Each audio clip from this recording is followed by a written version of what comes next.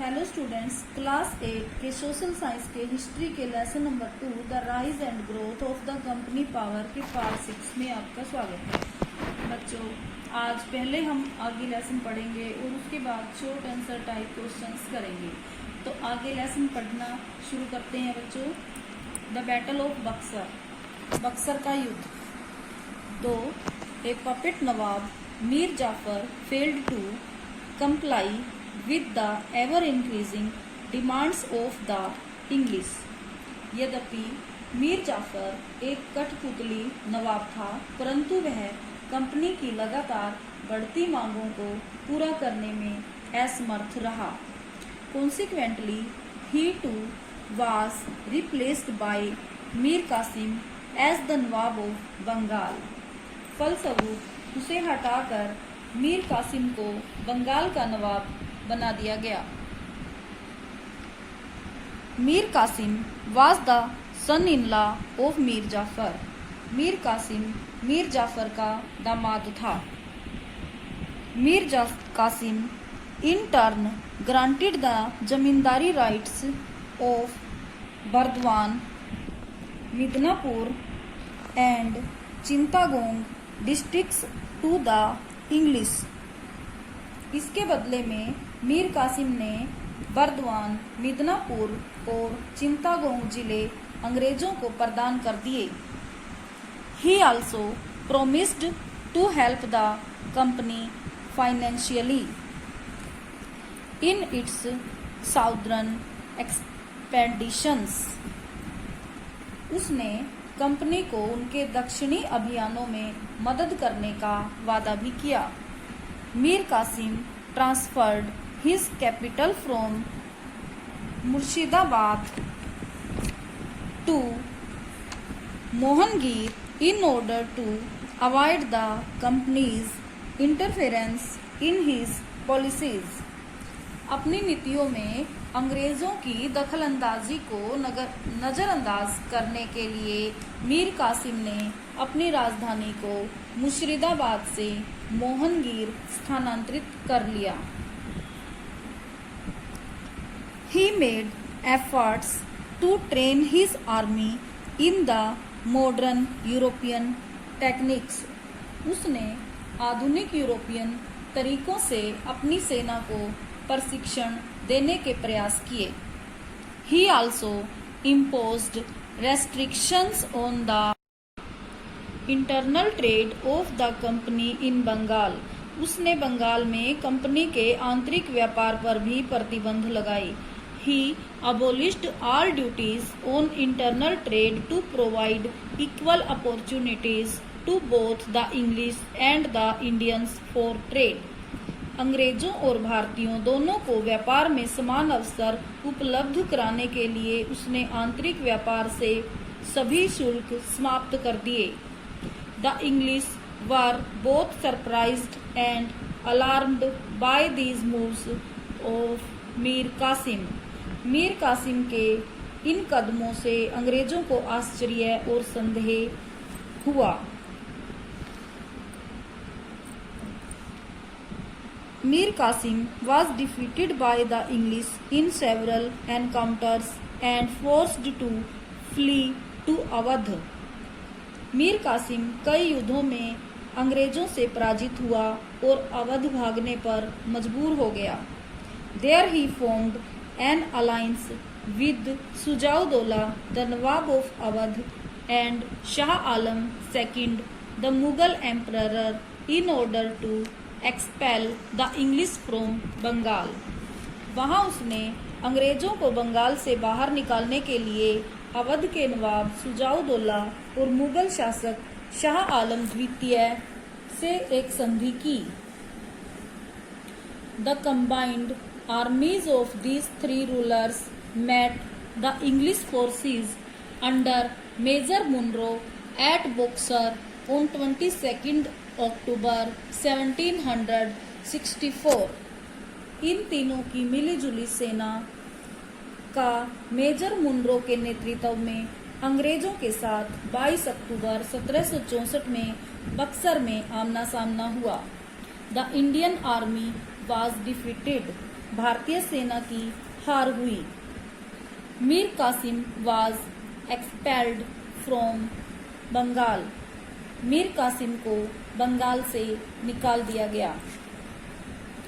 Mir Jafar was reinstalled as the nawab of Bengal.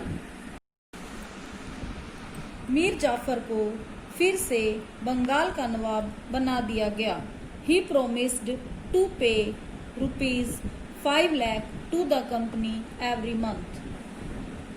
उसने company को हर महीने 5 लाख रुपए देने का वादा किया। The battle of Buxar clearly displayed the superior military power of the English. Buxar के युद्ध ने ब्रिटेन की सैनिक शक्ति को साफ तौर पर बेहतर साबित कर दिया। The whole of Bengal, Bihar and Odisha was now at their feet. अब संपूर्ण बंगाल, बिहार और उड़ीसा उनके पैरों तले था। The entire territory up to Allahabad now came under their control. अब इलाहाबाद तक के प्रदेश उनके नियंत्रण में थे। The English now geared themselves to check the increasing power of the Marathas.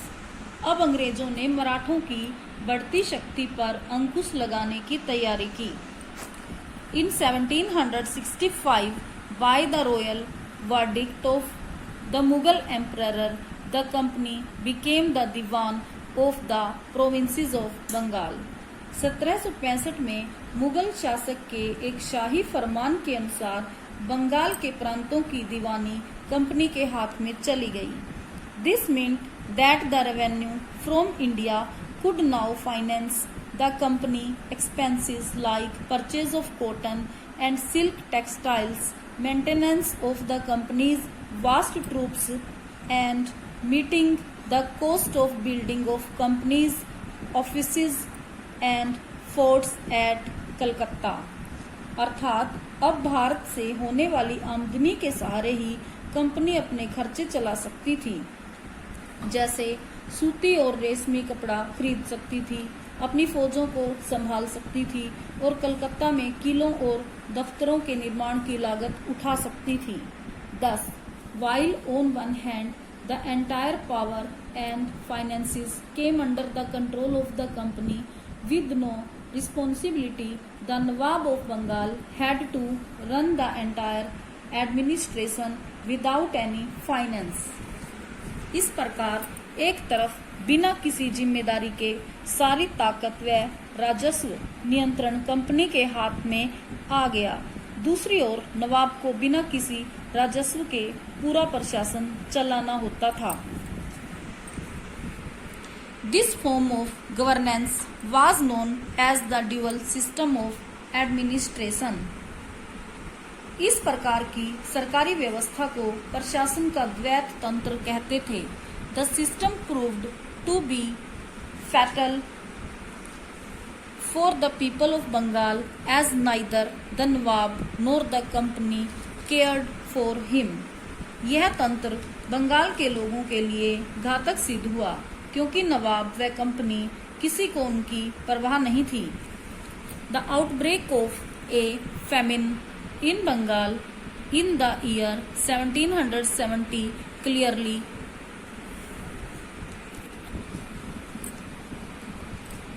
exposed the abuses of the dual system of administration।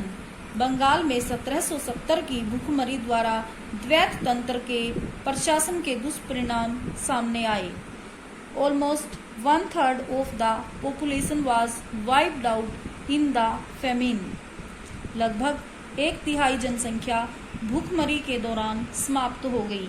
The dual system was finally abolished in 1772।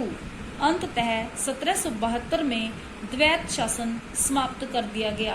बच्चों, आज लेसन हम इतना ही पढ़ेंगे। अब हम शॉर्ट आंसर टाइप क्वेश्चंस करेंगे।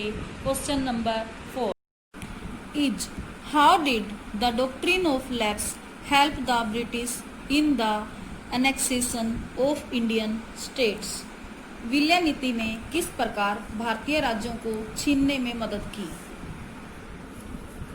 Answer, the doctrine of lapse was coined by Lord Dalhousie, who was Governor General of India 1847 to 1856। विलय की नीति लॉर्ड डलहौजी ने चलाई, जो 1847 से 1856 तक भारत का गवर्नर जनरल था। According to the doctrine of lapse, if the ruler of any independent state without a legitimate heir to the throne, then his state would directly be annexed or lapsed to the British Empire। इस सिद्धांत के अनुसार अगर किसी शासक की मृत्यु हो जाती है और जिसका कोई पुरुष वारिस नहीं है, तो उसकी रियासत ब्रिटिश साम्राज्य में मिला ली जाएगी अथवा हड़प कर ली जाएगी। So British annexed the states of Satara, Jaitpur, Sambalpur, Bhagat, Udaipur, Jhansi and Nagpur under the doctrine of lapse. Udaipur, Jhansi and Nagpur under the doctrine of lapse. इसलिए अंग्रेजों ने सतारा, जैतपुर, संभलपुर, भगत, उदयपुर, झांसी और नागपुर विलय नीति के अंतर्गत हड़प लिए। Question number 5, what were the main features of the regulating act of 1773। Regulating act 1773 की मुख्य विशेषताएं क्या थी? Main features of the regulating act of 1773 were. Regulating act 1773 की मुख्य विशेषताएं थी। Number 1, the governor of Bengal became the governor general of India. Bengal का गवर्नर भारत का गवर्नर जनरल बन गया। Second, a council of 4 members was constituted to assist the governor general. Governor general की सहायता के लिए 4 सदस्यों की एक काउंसिल बनाई गई। Number 3, all decisions were to be taken on the basis of majority of votes. सभी निर्णय वोटों के बहुमत के आधार पर लेने को कहा गया। 4, a supreme court was established at Calcutta. Calcutta में सुप्रीम कोर्ट स्थापित किया गया। It comprised a chief justice and 3 other जजेस। इसमें एक मुख्य न्यायाधीश और 3 अन्य न्यायाधीश होते थे। 5, it was strictly laid down that no officer of the company would accept any form of bribe or gifts directly or indirectly. इस बात पर सख्ती से जोर दिया गया कि कंपनी का कोई भी अफसर प्रत्यक्ष या अप्रत्यक्ष रूप से रिश्वत या उपहार नहीं लेगा। तो बच्चों, आज हम शॉर्ट क्वेश्चंस कंप्लीट कर चुके हैं। आज के लिए इतना ही करते हैं। Thank you, have a nice day.